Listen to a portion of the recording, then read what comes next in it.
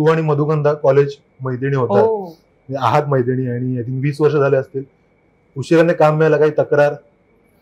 आम्हाला तक्रार नाही, आम्हाला आश्चर्य वाटतंय, तुला खरंच सांगते, की काम न करण्याचं, एकत्र न करण्याचं काहीच कारण नव्हतं. आम्ही अत्यंत चांगल्या मैत्रिणी आहोत. माझ्या आणि तिच्या आयुष्यातल्या सगळ्या महत्वाच्या घटनांच्या साक्षीदार आहोत.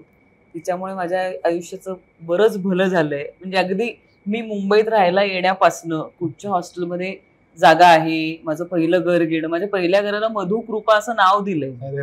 हा, म्हणजे तिच्यामुळे मी घेतलंय की आता मुक्ते मला हे करायला हवंय, तुझ्या 40 पर्यंत तू इतके पैसे साठवलेले पाहिजेस, तुला असं करता हवंय, हे सगळं ती मला आखून देते. मधुगंधा म्हणाले की तुझ्या आईने मधुगंधा आहे म्हणून तुला या इंडस्ट्रीत येऊ दिलं. हो, म्हणजे मुंबईत येऊ दिलं की हो ते हॉस्टेल असं आहे, काकू तिला पाठवा, काही नाही होत, खूप चांगलं हॉस्टेल आहे वगैरे असं म्हणून तिने वर्किंग वुमन्स हॉस्टेलला मला ऍडमिशन घेऊन दिलं. तर ते मधूचा फोन होता तो की मुक्ते असं असं, आणि माझी परीक्षा पण व्हायची होती, दुसऱ्या दिवशी परीक्षा संपणार होती कॉलेजची.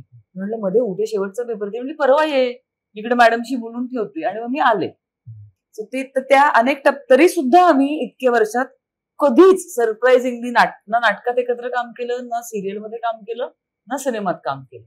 पण मग आता आम्ही असं म्हणतो की का नसेल काम केलं, तर बहुतेक नाच ग घुमा घडायचा होता म्हणून आम्ही एकत्र काम नाही केलं, कारण जे केलं ते प्रोजेक्ट दणक्यात केलं.